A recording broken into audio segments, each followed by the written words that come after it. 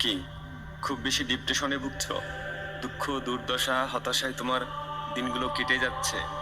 যদি এমনটাই হয়, যদি মনে করো তুমি আর তোমার সাথে পেরে উঠছো না, তুমি এই ডিপ্রেশন, দুশ্চিন্তা, হতাশা এসব আর মেনে নিতে পারছো না, তবে আজকের এই ভিডিওটি তোমার জন্য। আমি আশা করি তোমার অনেক উপকার হবে। শুরুতেই তোমাকে একটা প্রশ্ন করতে চাই, তোমাকে একটা কথা জিজ্ঞেস করতে চাই। তা হলো, তোমার কি মনে হয় ডিপ্রেশন ছাড়া, হতাশা ছাড়া, দুঃখ ছাড়া কোনো মানুষ আছে? অথবা এসব কিছু কেবল তোমাকেই কষ্ট দেয়? না, একদমই নয়। ডিপ্রেশন, হতাশা, দুশ্চিন্তা ছাড়া কোনো মানুষ নেই। কম বেশি সবার জীবনেই এই জিনিসগুলো থাকে। তোমার আমার ক্ষেত্রেও এটার ব্যতিক্রম নয়। মানুষের মানসিক অশান্তির বড় একটা কারণ হলো এই ডিপ্রেশন।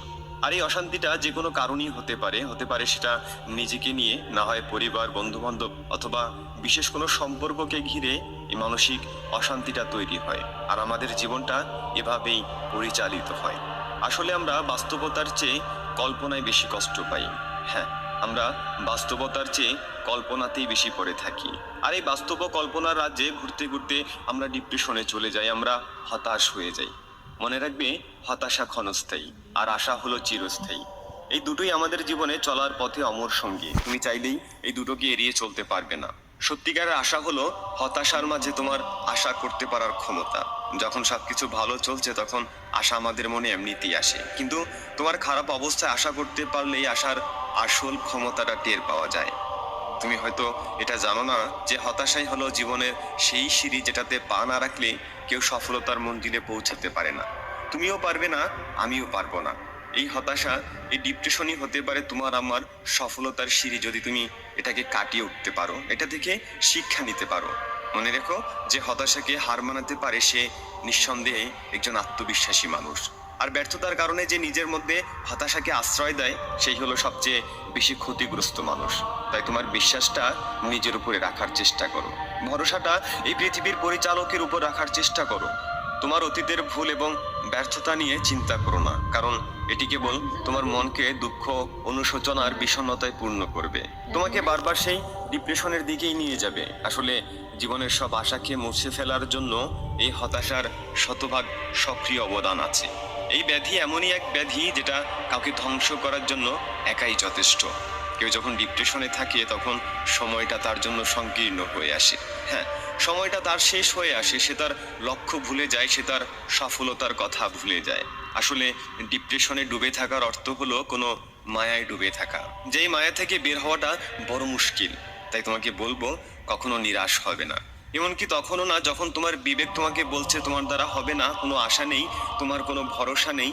সেই সময়টাতেও নিজেকে কখনো নিরাশ করবে না, কখনো হতাশ করবে না। কেননা পৃথিবীতে আজ পর্যন্ত যত বড় অর্জন হয়েছে, এই পৃথিবীতে আজ পর্যন্ত যত বড় সফলতা এসেছে, তার পেছনে আশা ছিল সবচেয়ে বড় শক্তি। হ্যাঁ, চেষ্টাই ছিল সবচেয়ে বড় শক্তি। তাই অন্তত তোমার হৃদয়ে এই আশাটুকু বাঁচিয়ে রাখো। উপরওয়ালার উপর এই ভরসাটুকু রাখো যে না, এই দুঃসময়টা চিরদিন থেকে যাবে না, এই দুশ্চিন্তা, এই টেনশনটা আজীবনই থেকে যাবে না। নিশ্চয়ই সময়ের সাথে এই জিনিসগুলো পরিবর্তনশীল, নিশ্চয়ই এই সময়টাও পরিবর্তনশীল।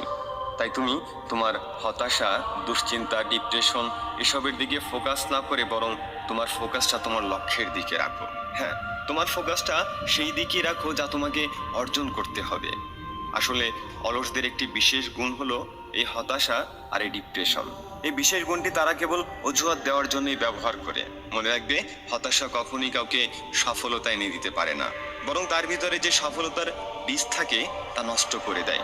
আর যেখানে বীজ ধ্বংস হয়ে যায়, সেখানে তুমি কখনোই গাছের আশা করতে পারো না। তোমাকে বলবো, তোমার জীবনের সিদ্ধান্তটা সবসময় তুমি নিজেই নেওয়ার চেষ্টা করো, কারণ যে নিজের সিদ্ধান্ত নিজেই নিতে পারে না সে একদিন হতাশাগ্রস্ত হয়ে পড়বে। আর যে সবসময় হতাশাগ্রস্ত থাকে সে কখনোই নিজেকে ভালোবাসতে পারে না, কারণ কেউ নিজেকে ভালোবাসলে কখনো সে হতাশাগ্রস্ত থাকতে পারে না। মনে রেখো, আশা কখনো হারিয়ে যায় না। যদি আজকের দিন শেষে তোমার সব আশা শেষ হয়ে যায়, যদি সব আশা ফুরিয়েও যায়, দেখবে কাল সকালে আবার তা নতুন করে জন্মাবে। তাই শেষে তোমাকে একটা কথাই বলবো, পৃথিবীতে এমন কোনো হতাশা আসেনি যা তোমার আশাকে পরাজিত করতে পারে। যদি তুমি হতাশ না হয়ে, ডিপ্রেশনে না থেকে আশা করতে পারো, তবে তবে তোমার দ্বারা সবকিছুই সম্ভব। হ্যাঁ, তোমার দ্বারা সব কিছুই সম্ভব।